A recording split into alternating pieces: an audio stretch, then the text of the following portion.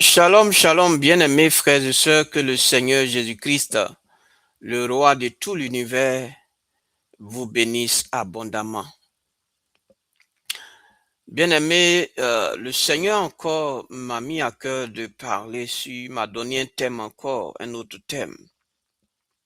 Bien-aimés, tous ces messages que j'envoie, c'est inspiré par le Seigneur. C'est lui-même qui me met ça à cœur. Et je fais mes notes et je fais ce qu'il y a à faire avant d'apporter le message. Alléluia. Alléluia. Donc, bien aimé, le thème du message, c'est ne prends jamais de décision sans prier. Prie pour tout. Alléluia. Il faut prier pour tout. Je reprends. Ne prends jamais de décision sans prier. Prie pour tout. Alléluia. Il faut avoir cette habitude de ne jamais prendre des décisions sans prier. Il faut prier pour tout, même ce qui est petit, ce qui même est insignifiant, il faut toujours prier.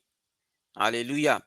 Dans Philippiens, comme texte de base, Philippiens chapitre 4, verset 6, 1 Thessaloniciens chapitre 5, verset 17 et Luc chapitre 18, verset 1. Il est dit dans 1 Thessaloniciens chapitre 5, verset 17, ne vous inquiétez de rien, mais en toute chose, faites connaître vos besoins à Dieu par des prières, des supplications, avec des actions de grâce. Alléluia. Excusez-moi, c'est pas 1 Thessaloniciens, c'est Philippiens chapitre 4, verset 6. Alléluia. Maintenant, pour 1 Thessaloniciens chapitre 5, verset 17, c'est prier sans cesse. Bien-aimé, combien de douleurs, combien d'erreurs, combien de déceptions auraient pu être évitées si nous avions simplement pris le temps de prier avant d'agir. Combien de douleurs, combien d'erreurs, combien de déceptions auraient pu être évitées si nous avions simplement pris le temps de prier avant d'agir.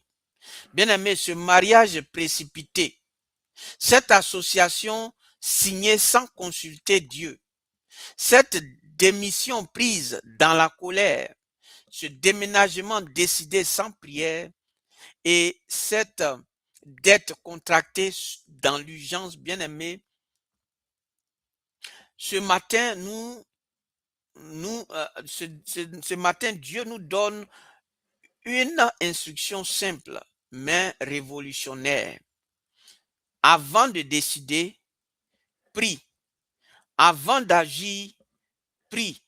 Avant de signer, prie. Avant de parler, prie. Il faut prier pour tout et pour tout. Bien-aimé, il y a dans la Bible un récit qui illustre parfaitement la catastrophe que produit une décision prise sans prier. Josué venait de remporter une victoire éclatante à Jéricho.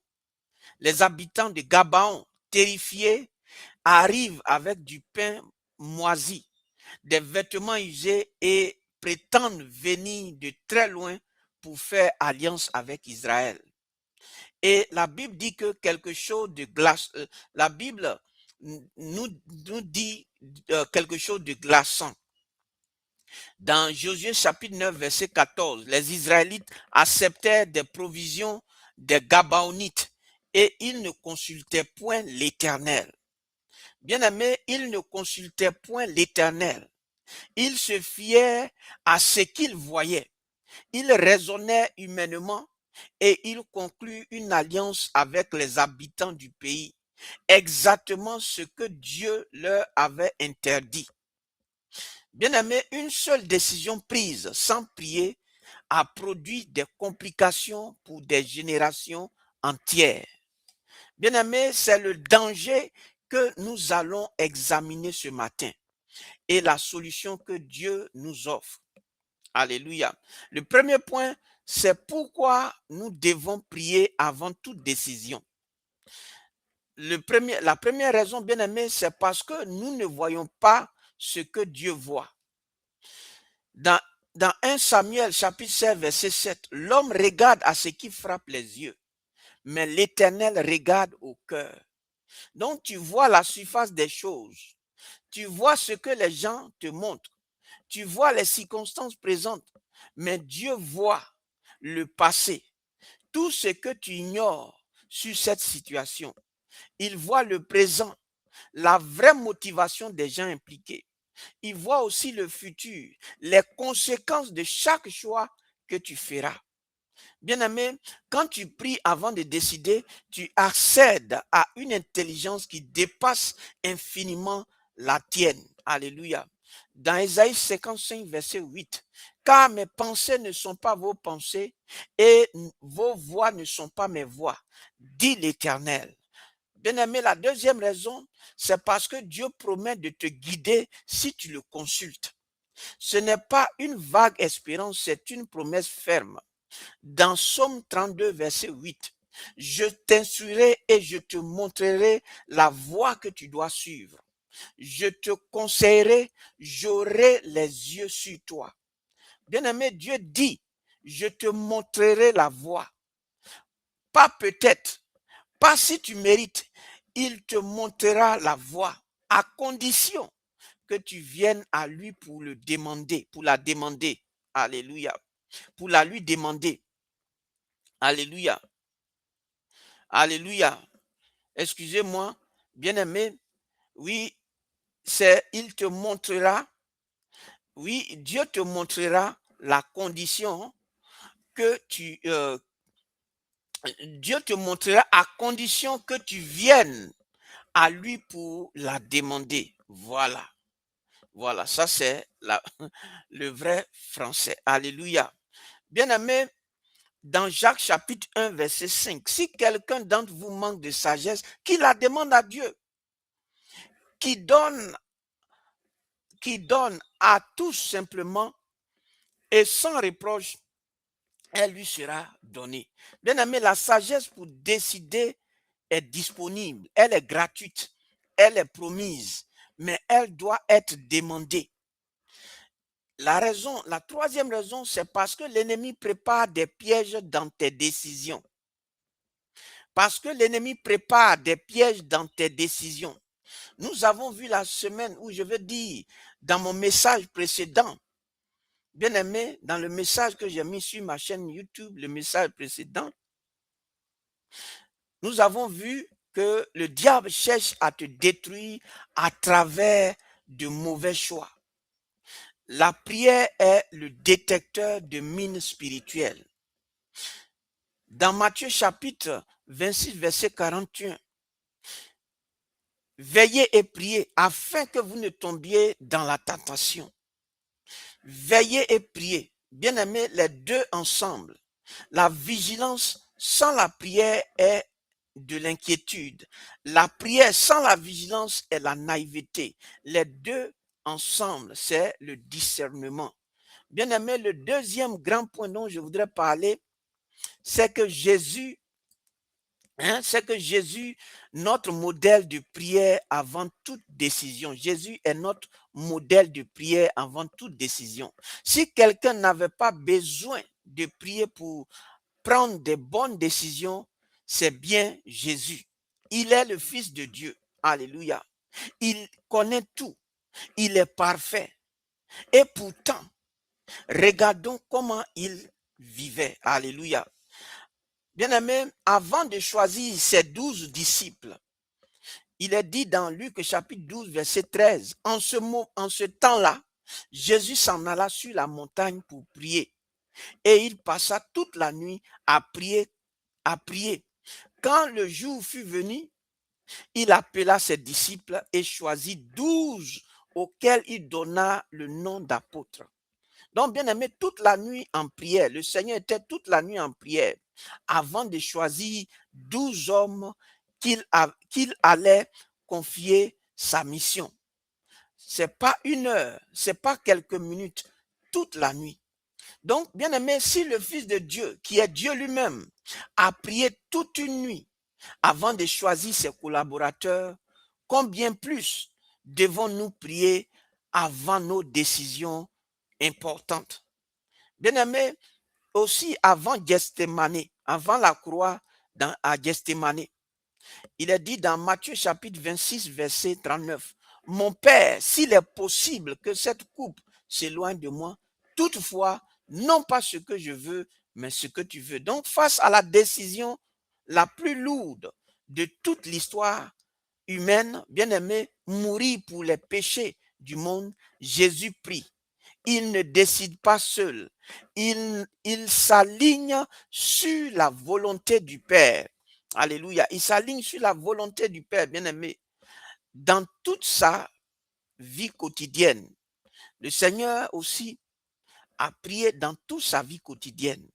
Dans Marc chapitre 1, verset 35, le matin, bien avant le jour, il se leva et sortit pour aller dans un lieu désert et il priait. Bien-aimé, la prière n'est pas l'exception dans la vie de Jésus. C'était la fondation. Chaque journée commençait par la prière. Chaque décision était enracinée dans la communion avec le Père. Dans Jean chapitre 8, verset 28, « Je ne fais rien de moi-même, mais je dis ce que le Père m'a enseigné. » Donc, bien-aimé, voilà la marche par l'Esprit. Ne rien faire de soi-même, mais tout recevoir du Père dans la prière. Alléluia. Le troisième grand point, bien-aimé, dont je voudrais parler, c'est prier pour tout. Les domaines où la prière est indispensable. Bien-aimé, dans Philippiens chapitre 4, verset 6, il dit en toutes choses, pas seulement les grandes décisions, pas seulement les urgences, en toutes choses. Bien-aimé, le premier point, prie pour le choix de ton conjoint. C'est peut-être la décision humaine la plus importante de ta vie et la plus sabotée par l'ennemi. Alléluia. Dans 1 Corinthiens chapitre 11, verset 5, toute femme qui prie ou prophétise, alléluia. Donc, le contexte de la vie conjugale baigne dans la prière. Donc, Isaac ici, son père Abraham avait prié et envoyé un serviteur guidé par Dieu pour trouver Rebecca. Donc, la prière précède le mariage, alléluia. Ne choisis jamais un conjoint sans avoir prié longuement. Cherchez la parole et reçu la paix de l'esprit. Bien-aimé, c'est important. Ça concerne tous les enfants de Dieu. Ce message est pour tous. Alléluia. Bien-aimé, deuxième point, prie pour tes finances et tes engagements. Dans Proverbes chapitre 16, verset 3, recommande à l'Éternel tes œuvres et tes projets réussiront. Avant de signer un contrat, prie. Avant d'investir, prie. Avant de donner ta parole, prie. Avant de contracter une dette, prie. Combien de croyants ont tout perdu parce qu'ils ont signé dans la précipitation sans consulter Dieu? Bien-aimé, c'est important. Alléluia. Le troisième point, bien-aimé, prie pour le choix de tes collaborateurs et associés. Rappelle-toi que Josué et des Gabaonites. L'œil nu ne voit pas les intentions cachées. La prière permet à Dieu de t'alerter. Dans 2 Corinthiens chapitre 6 verset 14, ne vous mettez pas avec des infidèles sous un joug étranger. Le quatrième point, bien-aimé, prie pour tes décisions professionnelles. Changer d'emploi, accepter une promotion, lancer une entreprise, choisir une formation, tout cela mérite la prière. Dans Deutéronome chapitre 8, verset 18, c'est l'Éternel ton Dieu qui te donne la force de faire des exploits. Donc ce que Dieu ordonne, il te soutient. Ce que tu décides seul, tu le portes seul. Alléluia. Le cinquième point, bien-aimé, prie même pour les petites choses. Prie même pour les petites choses. Mais ce sont des petites décisions ici. Bien-aimé, mais ce sont des petites décisions. Faut-il vraiment prier pour ça? Alléluia. Donc, c'est une question, quoi. Mais ce sont des petites décisions. Faut-il prier pour ça? Oui, parce que les grandes catastrophes commencent toujours par une petite décision non priée. Dans 1 Thessaloniciens chapitre 5 verset 17, priez sans cesse. Bien aimé, sans cesse, pas seulement pour les grandes crises. Sans cesse, c'est une communion constante avec Dieu qui infuse chaque moment de ta journée. Le sixième point, bien aimé, et le dernier point, prie même quand la réponse semble évidente. C'est-à-dire, quand la réponse même semble évidente, il faut toujours prier. Alléluia. La tentation la plus dangereuse, c'est de ne pas prier quand tu penses déjà connaître la réponse. Car parfois, bien aimé, ce qui semble évident selon ta propre logique est exactement ce que Dieu veut te faire éviter. Dans Proverbe chapitre 14, verset 12, il y a une voie qui paraît droite à l'homme, mais son issue, c'est la voie de la mort. Alléluia. Donc, bien aimé, je finis ce message pour dire que avant de décider, prie. Avant de faire quoi que ce soit, prie. Avant de parler, prie. Avant de partir, prie. Avant d'agir, prie. Bien aimé, c'est important d'avoir cette habitude de prier en tout temps et pour tout. Alléluia. Donc, bien aimé, c'est le message que Dieu me met à cœur en ce jour de partager. Que Dieu nous bénisse. Shalom.